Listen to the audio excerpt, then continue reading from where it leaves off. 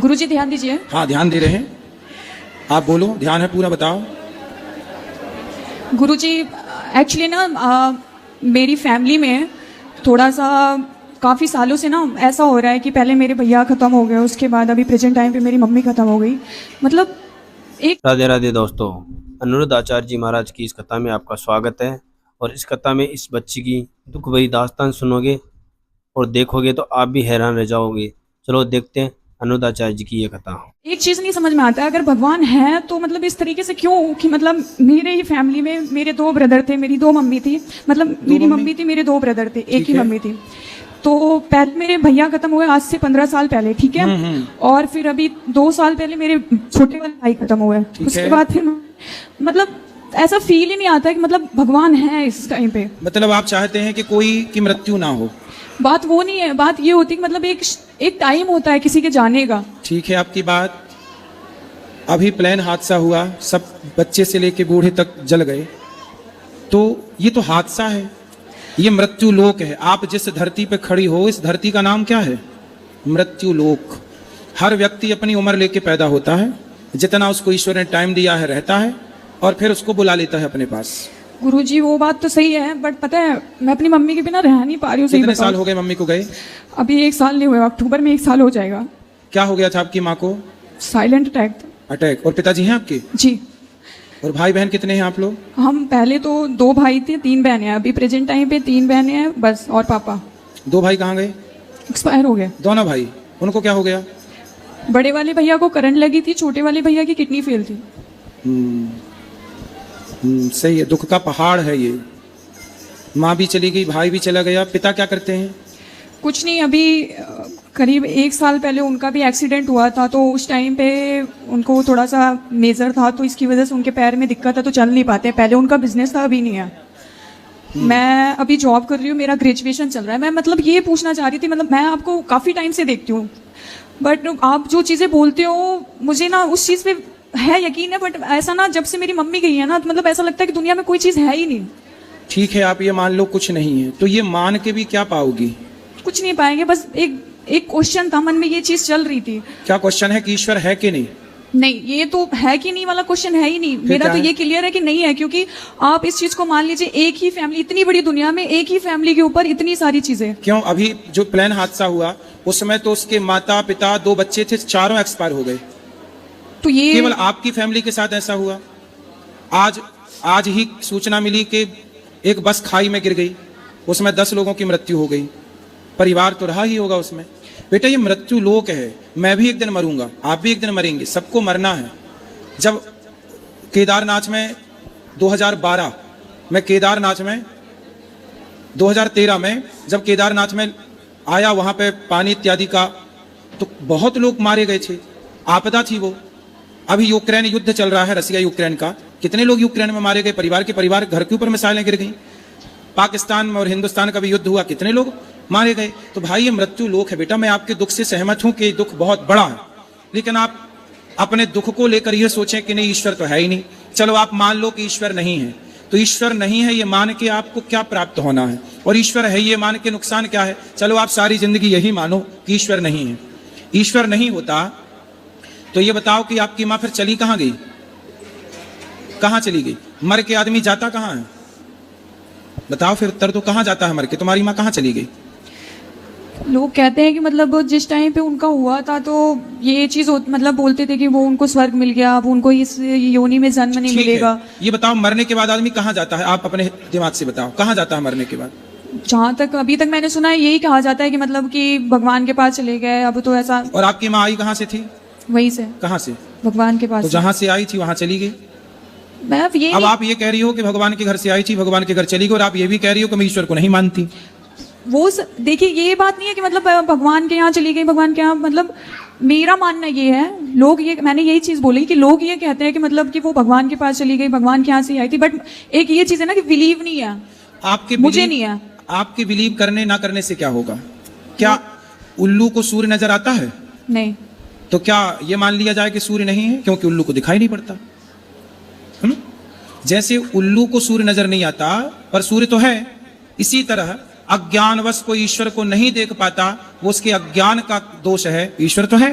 आप मानो ना मानो, सत्य तो है बेटा, आप स्वीकार करो या मत करो, ये सत्य है। हम मृत्यु लोक में बैठे हैं, हमें मरना पड़ेगा। आपकी माँ चली गई, भाई चले गए, ये बहुत बड़ा दुख है। हम आपके दुख में आपके साथ हैं।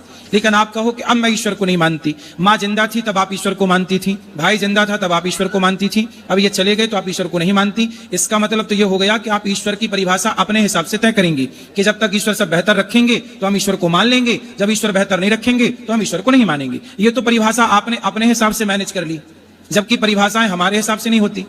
जो है वो है, आप उसे स्वीकार करो या मत करो। सुदामा इतने गरीब थे, नरसिंह मेहता का जवान बेटा मर गया, नरसिंह मेहता जी का जवान बेटा मर गया। लोगों ने कहा भाई रो लो, तुम्हारा बेटा मर गया। नरसिंह जी बोले क्यों रोले भैया, कहां से आया था? बोले ईश्वर के घर। कहां चला गया? ईश्वर के घर। जब उसकी संपत्ति उसके पास चली गई तो मेरा तो था ही नहीं। मीराबाई के पति मर गए, लोगों ने कहा मीराबाई थोड़ा रो लो। मीरा बोली क्यों रो लें? बोले आपके पति मर गए। मीराबाई बोली मैंने जिसको अपना पति बनाया वो कभी मर ही नहीं सकता, और जो मर गया वो मेरा कुछ था ही नहीं।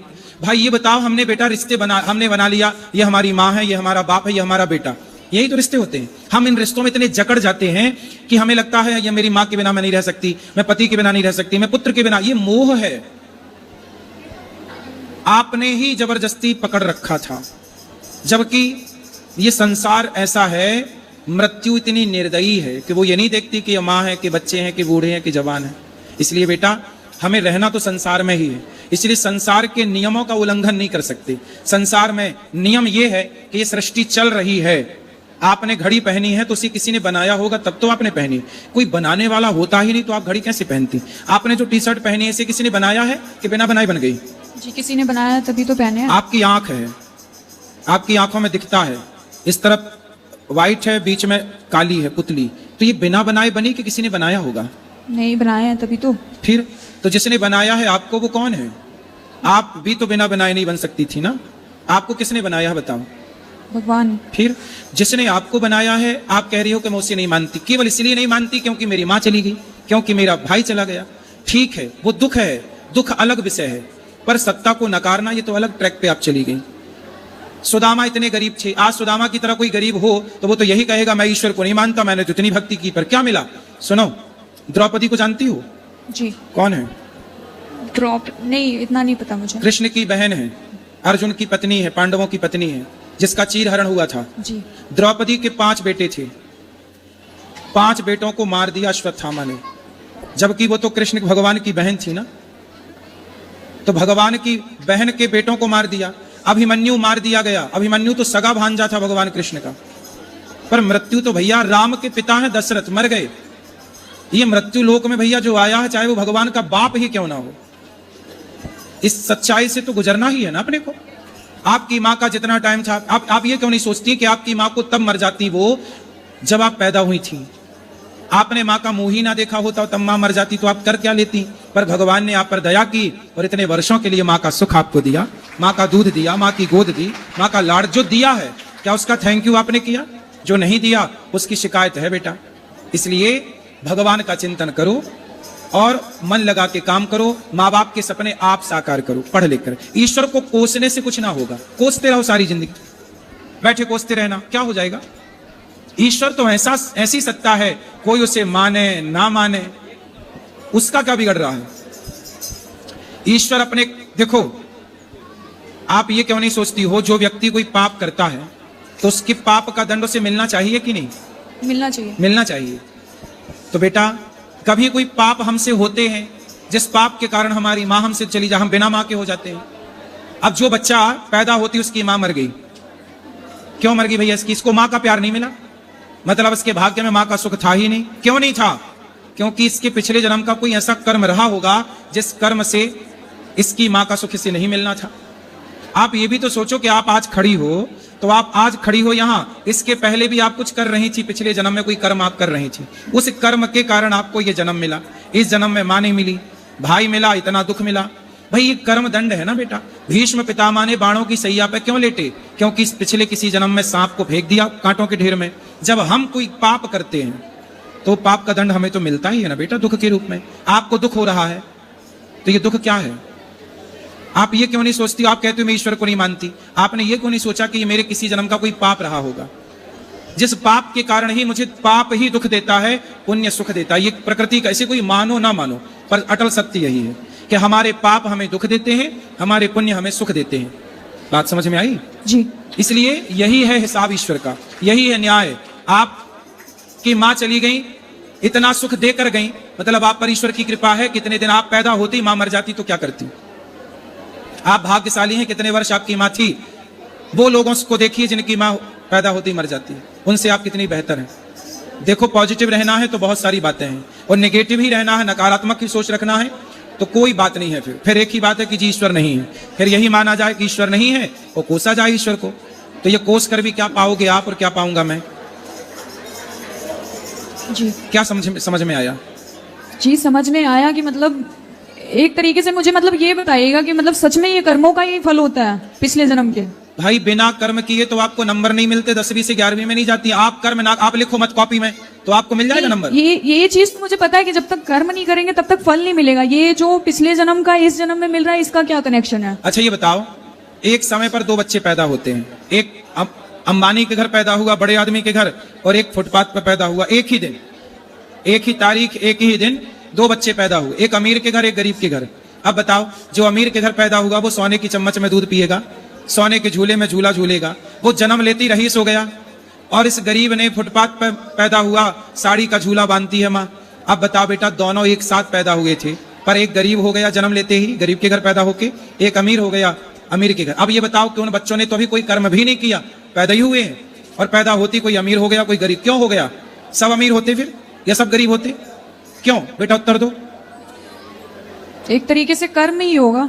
कर्म, पिछले जन्म का जो कर्म था उसके कर्म ने उसे अमीर बना दिया, उसका जो कर्म था उसके कर्म ने उसे गरीब बना दिया। तो ये कर्मों का ही पूरा खेल है बेटा। वरना सबना बड़े घर पैदा हो, फिर कोई गरीबी ना रहे, फिर कोई भूखा क्यों मरे, फिर किसी को फोड़ा फुंसी क्यों हो, रोग, कोई अपाहिज क्यों होता है, कोई पैदा होती लंगड़ा होता है, कोई लंगड़ा है, कोई अंधा है, क्यों कोई अंधा क्यों है? पैदा तो सब माँ के पेट से हो रहे हैं ना जी। फिर कोई अंधा क्यों हो रहा है?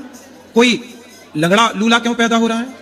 क्योंकि वो अपने कर्म दंड भोगने आया है। ये कि तू जाएगा पर एक कदम चल नहीं पाएगा, ये कर्म दंड है बेटा। पिछला जो हम आपको आज सताएंगे। एक बात बताओ, आज हम आपको सताएं, पकड़ के मारें और पकड़ के आपको आग में डाल दें, जिंदा जलाएं और आपके साथ दुराचार कोई करे। अब बताओ, जो हम आपके साथ गलत करेंगे, हम आपको सताएंगे, आपका खून बहाएंगे, तो फिर हमें सुख मिलेगा? नहीं।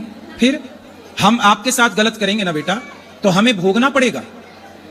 आप कोई देखे ना देखे पर ईश्वर तो देख रहा है। इसलिए बेटा, संसार की अदालत से कोई बच सकता है, ईश्वर की अदालत से कोई नहीं बच सकता। यह ईश्वर की अदालत है। जो न्याय आपके साथ हुआ है वो ईश्वर की अदालत से हुआ है, मेरी और आपकी अदालत से नहीं। ठीक है जी। इसलिए सत्य को स्वीकार करो। समझ में आई बात? जी, समझ। क्या समझ में आया? ये समझ गई कि मतलब जरूर उस जन्म में मैंने कुछ ऐसा किया था जो इस जन्म में मेरी मम्मी मेरे से छिन गई। हो सकता है कि ऐसा रहा होगा कि उस जन्म में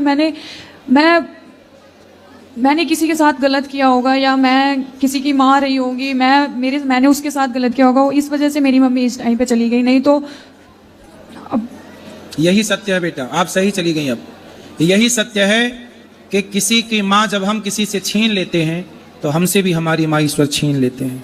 जब आप किसी से किसी का बेटा छीन लेते हैं तो ईश्वर आपसे आपका बेटा छीन लेते हैं। ये तो प्रकृति है साहब, गोल है, लौट के आएगा, आज नहीं तो कल आएगा।